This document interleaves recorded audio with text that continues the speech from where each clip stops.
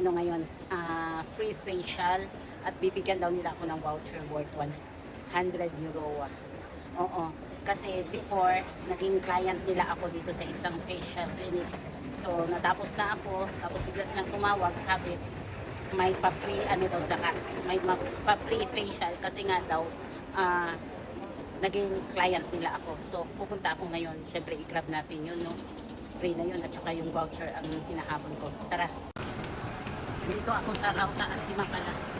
Ito yung pinaka-last stop ko. Tapos, walk lang tayo ng 10 minutes. Dami na naman tao dito. Ayan, tumaan tayo dito sa metro station. Dito sa Rauta. Pero hindi tayo sasakay ng train. Diretso lang tayo. Ayan. Nasa city center na tayo, no? Tapos doon, walk lang tayo. Kung mabilis ka maglakad, nasa 5 to 10 minutes lang. Meron parang normal na store dito. Pagkatapos natin daanan ko yan. Nadaan ako. Hindi bibili na ako sa... So, andito na ako sa area. Sa street. Buti nahabol ko. Wala pang alas 3. Sayang naman kasi kung hindi ko makuha yung free facial, no?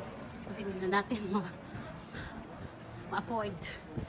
Alam nyo yung Holy Crab, masarap daw dyan. Kaso, ano man kalis, mahal. Mahal siya. Ayan, andito na tayo. Dito yung building. So, need ko siya i-press. Ay, Nola. Dito. Ayan, magbubukas lang. Ayan. Tapos, punta tayo sa 4th floor kasi yung clinic is on the 4th floor. Ano pala sila?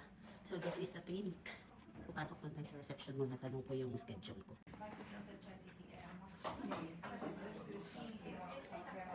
Ayan, katatapos lang yung facial. Free facial. At yung 100 voucher, kinuha ko siya sa product nila na scrub. So, I'm thankful naman kasi at least sa 10th year nila, may pakulo pala silang ganito sa mga naging client nila. Pero hindi na ako pampabudol. Kinuha ko lang talaga to. Ito yung ano, kasi mahal kasi yung product nila. At least naka-free ako, di ba?